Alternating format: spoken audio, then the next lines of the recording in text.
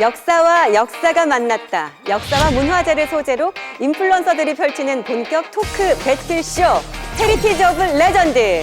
자, 오늘의 주제 먼저 화면으로 만나보시겠습니다.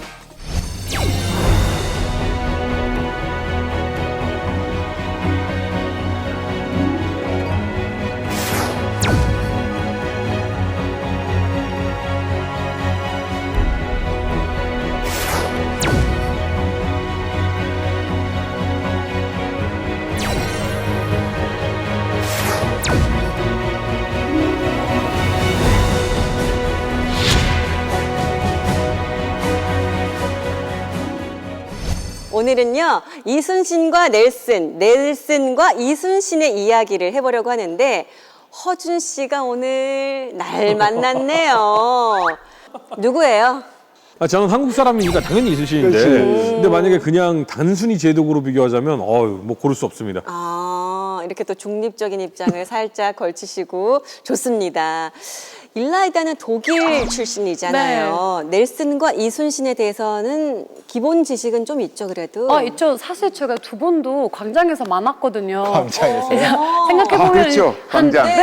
그 10년 전에 런던 갔을 때 딱 이렇게 넬슨을 딱 보고 그렇지. 거기서 런던을 이렇게 지켜보는 모습 보고 되게 긴장 깊었거든요.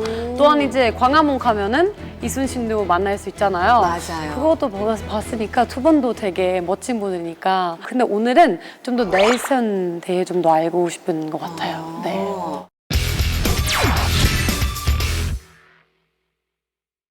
본격적으로 넬슨과 이순신 제독을 이야기해 보도록 하겠습니다. 오늘 심용환 선생님이 이순신을 그리고 송영진 작가님이 넬슨을 이야기해 주실 텐데, 선생님, 이순신 장군에 대해서는 사실 우리가 초등생도 너무나 많이 그렇죠. 알고 존경하고 하지만 그래도 또 소개를 해주시죠. 간단하게 맛깔지게. 사실 오늘은 뭐 좀 너무 여유로운 입장에서 네. 이 스토리를 풀어가야 되는 태도이기 네. 때문에 고생 좀 해주시고요. 네, 저는 뭐 편안하게 하도록 하겠습니다. 잘 아시다시피 이제 이순신은 16세기 때 조선시대 무신이고 임진왜란과 정유재란 당시에 사실 뭐 빛나는 전과를 일궜던 사람이고 그만큼 또 세계 해전사에 있어서 이순신의 위상이 높죠. 뭐 설명할 필요도 없고 한국 사람들 입장에선 한국을 대표한다 하면 뭐 세종대왕과 이순신과 세종대왕 이렇게 왔다 갔다 하게 되는데 맞아요. 요 오해 하나만 풀어드리도록 할게요. 이순신 장군이 묵가에 낙방한 적이 있고 30대 초반에 간신이 됐다. 왜 이렇게 이게 왜 이런 이야기가 유행을 하게 되냐면 너무 영웅이니까 영웅의 스토리를 좀 더 극적으로 만들고 싶어하는 흐름이 있게 되지만 사실 당시에는 시험 기회 자체도 굉장히 적고 그리고 뭐 한 번, 두 번, 세 번씩 낙방하는 일도 굉장히 흔했었거든요. 그래서 당시 평균 뭐 과거합격 나이를 뭐 한 30대 중반으로 보거든요. 그러면 네. 이순신은 뭐 일찍 붙었다라고 할 수는 없겠지만 적합한 나이에 적합한 능력을 합격을 했었던 조선의 아주 특별한 시작부터 엘리트였다. 이게 좀 정확한 표현 같습니다. 네. 여유가 넘쳐나죠? 이거 한번 얘기해 보시죠, 뭐. 네. 넬슨 제독 어떤 사람일까요? 넬슨 제독은 200년 전이죠. 나폴레옹의 프랑스가 유럽을 석권하고 영국 본토를 위협할 때 사실상 그의 부대를 막아내고 나라를 구한 영웅이 넬슨입니다. 당연히 영국 국민들 사이에서는 최고의 영웅 중에 한 분이시죠. 그는 1758년 영국 노포크주의 버남토프라는 곳에서 태어나십니다. 11남매 중에 여섯째. 12살 때 해군 입대. 와, 외삼촌이 네. 해군 함장이었어요. 네, 조타수로 군 생활을 시작했고요. 곧 사관 후보생이 됩니다. 근데 사실 멀미가 심하셨대요. 네네, 그거 너무너무 들었어요. 신기해요. 어떻게 근데 가능하죠? 사실 이순신 장군도 되게 고생하셨잖아요. 건강 때문에. 아유, 자꾸 이렇게 섞지 마세요. 네. 이순명은 뭐 멀미했나요? 듣도 보도 못한 이야기인데요. 네. 어쨌든 멀미 때문에 좀 고생을 하셨죠. 근데 다행히 외삼촌의 도움도 있고 뭐 노력도 열심히 열심히 했나 하셨고 보다. 그래서 고속 승진을 합니다. 무려 21살 때 와. 전함 흰침부로크에 지휘권을 부여받습니다. 함장이 된 거예요. 21살에. 이순신 32살 때 묵가 합격, 넬슨 21살 때 함장. 조심하셔야 될 것 같아요. 난 이렇게 얘기해놓고서는 왜 이렇게 찝찝하지? 리액션을 못 하겠어요. 가만히 있을래요. 대단하긴 하다, 진짜. 네. 그래서 저도 들었어요. 이거 독일에서 역사 수업에서 무조건 배워요. 좋게 배워요, 나쁘게 배워요? 약간 멀미가 심했지만 그래도 이 사람이 평범한 시작에서는 마지막에서는 영웅이 됐다. 그래도 약간 힘들어도 이렇게 다 극복할 수 있다. 그거 무조건 배우거든요. 너무 고마워요. 미안이 돼요.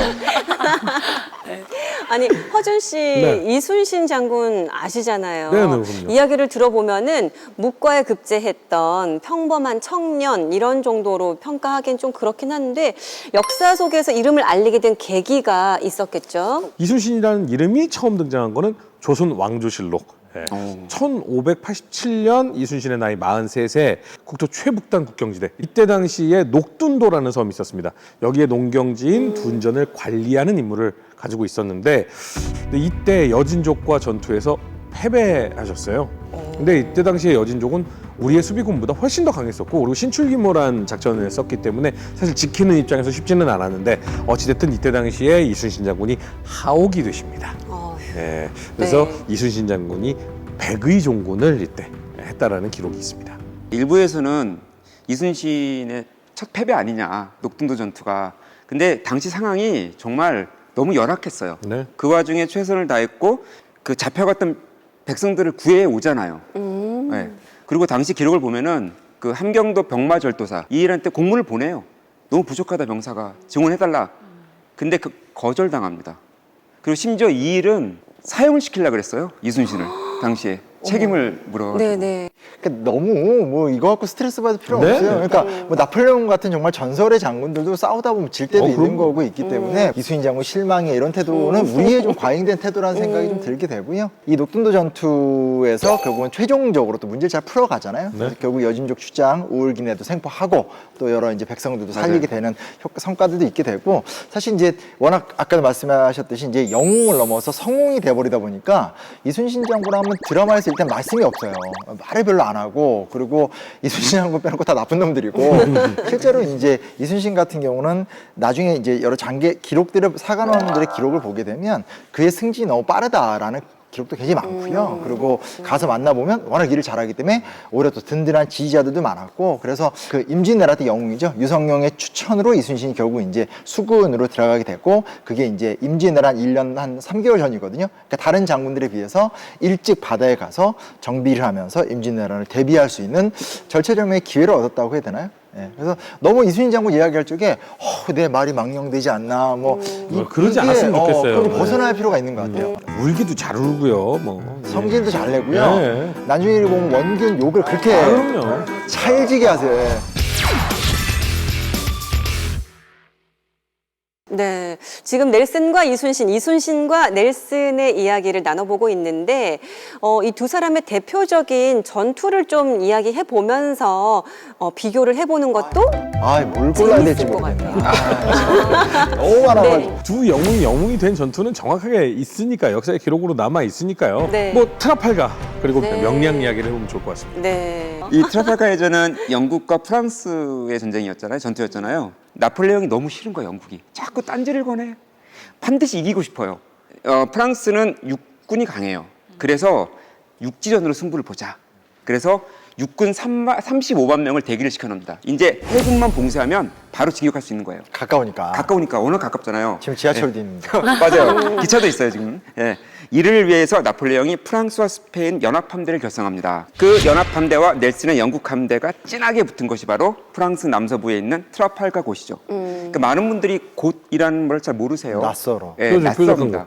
그래서 이렇게 살짝 튀어나와 있는 육지죠. 호미곶 이런 호미곶. 것처럼. 네. 자, 이 트라팔가 해전은 살라미스 해전 그리고 칼레 해전, 우리 한산 해전과 함께 네. 전 세계 4대 해전으로 남아 있습니다. 와. 저런 거 누가 정하는지. 나 진짜 제가 정했습니다. 얘기를 들어보니까 프랑스가 영국을 이기기만 하면 세계를 제패할 수 있었던 그 바로 앞에 상황이었잖아요. 근데 나폴레옹의 생각은 도대체 뭐였을까요? 근데 나폴레옹의 육군은 전 세계가 두려워하는 네. 군대였었거든요. 근데 이제 일단 기본적으로 영국도 프랑스랑 육군으로는 못 싸우니까 해상 봉쇄를 합니다. 이게 브레스트하고 툴롱 이 주요 항구를 봉쇄를 해놓고 너희들 나오지 마 이러고 있었는데 이 해협을 통과해서 뚫고 나오는 것까지는 일단 성공을 해요. 자 이제 영불 해협을 지키기만 하면 되잖아요. 네네네. 이때 넬슨이 전군 진격하라를 한 거죠. 트라팔가. 중세시대 해전을 보면은 서로 마주보고 이제 대포로 싸우는데 그걸 깨고 종대로 씁니다. 11자형으로 프랑스의 중앙을 뚫어요. 그리고 이렇게 뱃머리를 돌립니다. 그래서 자연스럽게 프랑스 스페인 연합함대가 영국 함대에 포위되는 형상이 된 거예요. 완벽한 승리였어요. 그래서 5천여 명이 사상, 그리고 33척 중에 21척을 납포, 한 척 침몰, 나머지 다 도망가고요.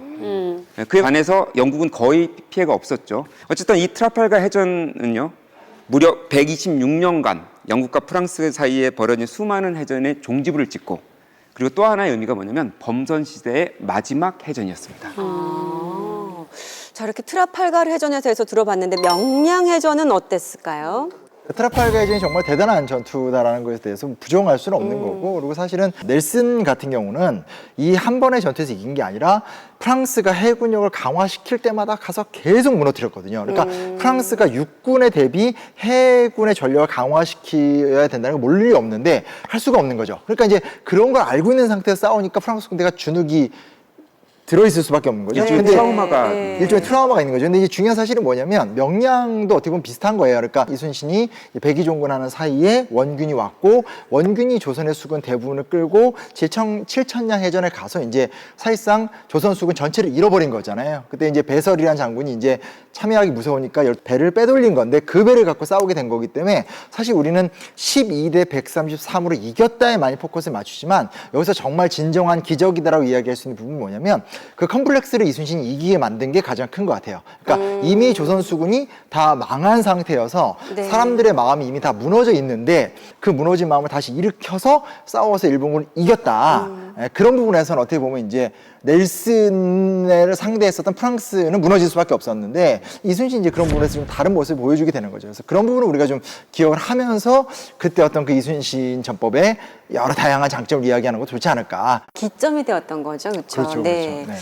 네. 그때 당시에 이순신 장군이 이제 이 공을 세웠는데 하옥시켜가지고 그 힘든 와중에 이 소식을 듣게 되죠.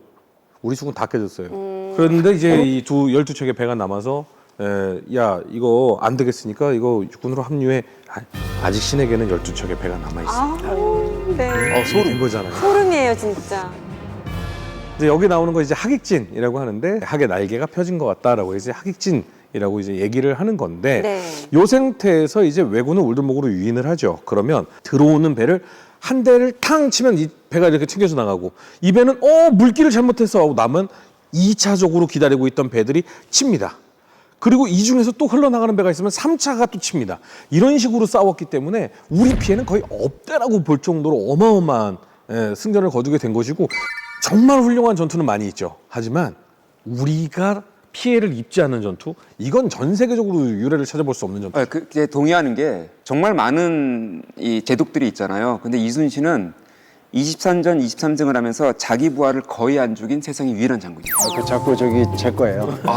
왜 이러지? 영역이 나눠져 있는데 어디 슬그머니 넬슨에 집중하시고 근데 이제 그런 게 있죠. 그러니까 우리가 이순신 이야기하면 자꾸 전법으로 가는 경우가 있는데 이제 사실은 그때 바다에 따라서 이순신은 전법을 바꿔요. 그러니까 그 중에 유명한 게 하객진이지만 사실은 이순신이 여진족을 상대하면서 많이 알았던 것 같아요. 그러니까 이 젊은 날 이순신이 상대했던 여진족도 그렇고 수군에서 일본군도 그렇고 이게 쉽게 말하면 이제 부족장이나 봉건 제후 시스템이어서 대장선을 무너뜨리면 그 휘하군선은 다 무너질 수밖에 없거든요. 그거를 본능적으로 굉장히 잘 알았던 것 같아요. 그래서 어떤 그 상대 리더를 제압했었을 때 상대 군대는 우리나라 군대에 비해 훨씬 빨리 무너진다라는 거에 대해서 굉장히 감각적으로 대응했었던 그 전술만큼 계속 드러나는 것 같아요. 이번에는 가장 중요한 함대 이야기를 나눠보도록 하겠습니다. 일단 넬슨에게는 빅토리호, 그리고 이순신에게는 거북선이 있습니다. 네, 송 작가님, 빅토리호 소개 좀 해주시죠. 네, 빅토리오의 정확한 명칭은 HMS 빅토리입니다. Her Majesty's Ship. 그렇죠. 여왕폐하의 배 빅토리라는 뜻이죠. 이 빅토리오는 트라팔가 해전에서 넬슨 제독의 기함으로 사용하죠. 영국의 전연함은 목조 범선입니다. 보통 돛대가 3개 정도 달리고요. 포는 50에서 140여 문이 탑재가 되죠. 우리 허준 씨 전문가 아니겠습니까? 네네. 이 해전에서 제일 중요한 건 배의 스피드와 대포겠죠.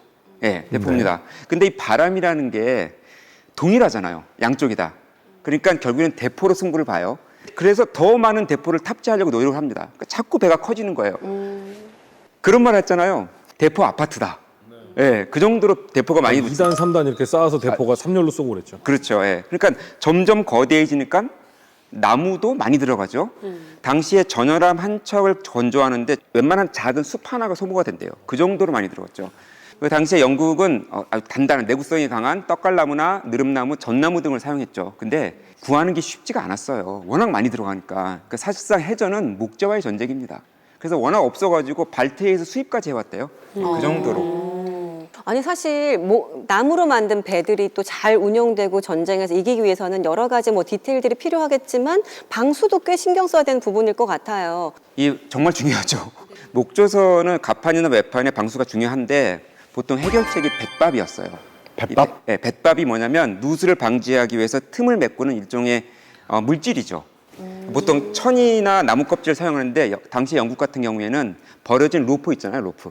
로프의 섬유질 부스러기를 이용했다고 하는데 이게 전쟁이 계속되니까 부족하니까 결국에 교도소의 수감자들까지 동원을 했다고 합니다. 근데 거북선 얘기를 또 해봐야 되는데 빅토리호보다 훨씬 더 이전에 그렇죠. 네, 건조됐잖아요. 네. 시기적으로 훨씬 이전이고 네. 그리고 이게 언제 건조되냐 얘기할 때 이미 조선 전기 때, 그러니까 태종, 세종, 문종 때 이 원형이 다 만들어지거든요. 그러니까 벌써 이게 몇백 년 차이가 나기 때문에 넬슨 시대의 범선과 비교할 수 없다라는 거, 그건 좀 구분을 해야 될 것 같고요. 판옥선은 이제 상단을 덮는 구조다라 보면 좋을 것 같아요. 1층에서 이제 수군들이 노를 젓는 격군이라고 하죠. 노를 젓게 되고 바로 그 위에는 이제 군인들이 존재하면서 지휘를 내리거나 대포를 쏘는 구조로 이제 진영이 됐다라고 좀 볼 수 있어요. 근데 이제 잘 알다시피 이제 덮개가 있다라는 것은 상대와 접근전을 펼치거나 할 적에 상대 공격을 방어하는데 굉장히 유리하고 또 반대로 이제 그렇게 돼 있으니까 빨리빨리 돌격하면서 적의 진영을 막 헤집고 다니면서 여러 가지 활동들을 해나갈 수 있게 되는데 생각보다는 거북선에 대한 기록이 적고 또 이순신 장군의 활약에서 거북선의 비중이 그렇게 크진 않거든요. 근데 그럼에도 불구하고 워낙 좀 창의적인 도전이었기 때문에 이 이야기가 좀 유독 많이 좀 사람들이 얘기를 하지 않는가라는 생각을 좀 해보게 돼요. 일본은 기본적으로는 갈고리를 걸어서 기어 올라와서 백병전을 벌이는 타입이었고 네. 그리고 조총을 쏘는 타입이었어요. 그러니까 들러붙었을 때 효과적으로 막아낼 수 있는 게 거북선이었던 거지.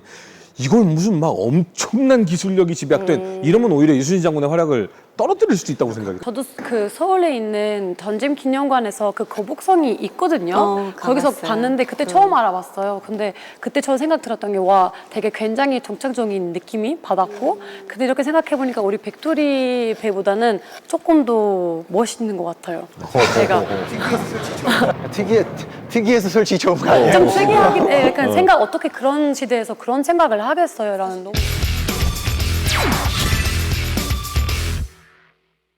네, 영웅은 하늘이 내린다라는 말에 딱 맞는 것 같습니다. 넬슨과 이순신 서로가 서로에게 비교를 당해도 손색이 없을 것 같은데 두 영웅의 마지막 어땠을까요? 넬슨은 죽음조차도 영웅 같았죠? 그렇죠. 드라마틱했죠. 예. 프랑스가 횡으로 쓰고 영국이 11자 종으로 들어갔잖아요. 근데 이럴 경우에는 보통 타켓이 선두 전하면 무조건 타켓이에요. 집중 타켓이 되는데 거기에 넬슨의 기함이 있었어요. 적도 알았죠. 그런 와중에 또 제복을 다 입고 있었던 거예요. 휘장까지 단 제복을. 그러니 당연히 저격수의 표적이 됐고 결국에는 총알이 패를 관통합니다. 이순신 장군은 바로 전사를 하시는데 넬슨 같은 경우에는 좀 있었어요, 시간이. 그래서 그 와중에도 지휘를 합니다. 그리고 다양한 이야기를 했겠죠. 가장 회자되는 유언은 이거였죠. Thanks God, I've done my duty. 저게 바로 전사 당시에 넬슨 제독이 입었던 옷이에요. 구멍이 있어요, 그러면? 있죠. 예. 이순신 장군 같은 게 이제 노량해전이죠. 우리가 이제 항상 헷갈리는데 최근에 이제 영화가 나와서 이제 좀 구분을 하게 된 상태인데 남해 이제 그 관음포 근처의 노량 앞바다에서 돌아가셨는데 우리가 이제 많이 알고 있는 이야기는 이제 그 나의 죽음을 적에게 알리지 말라라든지 그리고 이제 여기서 조금 더 파생이 돼서 그날 왜 갑옷을 안 입고 있었냐 그래 어차피 선조가 미워했기 때문에 그냥 좀 이렇게 하지 않았냐 뭐 이런 상상을 많이 하는데 설이 너무 많아요. 근데 이제 실제로 남아있는 기록만을 갖고 이야기를 하다 보면 정확하게 말씀드리면 이순신이 등자룡이라는 명나라 장군의 배가 포위가 됐었을 때 그것을 구해하러 가서 싸우다가 죽는 걸로 나와요. 어찌됐건 조선이 사실은 전투력이 이제 부족했었고 명나라와의 연대를 통한 왜군과의 싸움이 중요한 문제였었는데 그걸 정확히 알았던 거죠. 그래서 이순신 입장에선 이 전쟁을 우리 스스로 다 해결하지 못하는 상황에서 결국은 이 명나라 군대와의 연합 시스템이 좀 중요하기 때문에 그걸 좀 잘 지켜내는 과정 속에서 돌아가셨다라는 게 공적인 기록에서는 이 당시 우리나라와 중국의 외교 관계 문제 때문에 그걸 이제 고려하면서 싸웠다라는 것이 좀 가장 그래도 합리적인 분석인 것 같아요. 어떻게 저런 삶을 살 수 있을까라는 생각도 다시 한번 해보게 되는 것 같습니다. 이렇게 두 영웅에 대한 이야기를 나누다 보니까 진짜 많은 영감들과 우리에게 주는 그 시사점, 교훈들이 진짜 넘쳐난 것 같다는 생각이 드는데 자 이제 이렇게 선택의 순간이 또 다가왔습니다. 허준 씨, 오늘은 어떤 가오케. 영웅에게 더 끌리시죠? 저는 한국인이 아닐 경우의 선택은 충무공 이순신 장군이십니다. 그것도 뭐예요? 그러니까 객관적으로 한국인이 아니더라도 네네네. 그러니까 당연히 한 제도로서 한 장군이 이 부하들을 이끌고 전쟁에서 승리를 해야 한다. 당연한 거죠. 그런데 넬슨 제독은 당연히 대승을 위해서 최적의 이 선택을 했죠. 이순신 장군도 그럴 수 있었어요. 최선의 승리를 가져갈 수 있는 방법이 있었음에도 불구하고 이순신 장군은 최악의 피해를 각오하는 작전을 선택을 하십니다. 그 이유는 왜군들은 다시 조선을 쳐들어올 수 있다. 그러니까 죽을 가능성이 높다. 하지만 우리는 이 전략을 선택해야만 한다. 라고 이 전략을 선택하셨기 때문에 저는 아무래도 이 부분에 있어서만큼은 넬슨보다는 이순신 장군이 더 훌륭하지 않을까 생각이 듭니다. 듣는데 막 비장해지네요. 네, 일라일다는요. 저는 약간 얘기 좀 들어보니까 약간 이순신 같은 거는 수업이나 이런 거 역사적인 거 한국에 대한 것들을 배웠는데 그래도 넬슨은 그래도 아마도 더 우상이라고 생각하는 것 같아요. 두 분 다 당연하죠 영웅이지만은 네. 그래도 약간 유럽에서 없기 때문인지 모르겠지만은 좀 더 감동이 더 도록 가는 것 같아요. 시대는 비록 달랐지만 그들의 공통점은 두려움을 용기로 바꾸는 능력이 있는 진정한 영웅이라는 생각을 해봤습니다. 오늘도 넬슨과 이순신을 열심히 설명해 주신 네 분 고생하셨고요. 헤리티지 오브 레전드 오늘 여기서 인사드리겠습니다. 함께 해주신 여러분 고맙습니다.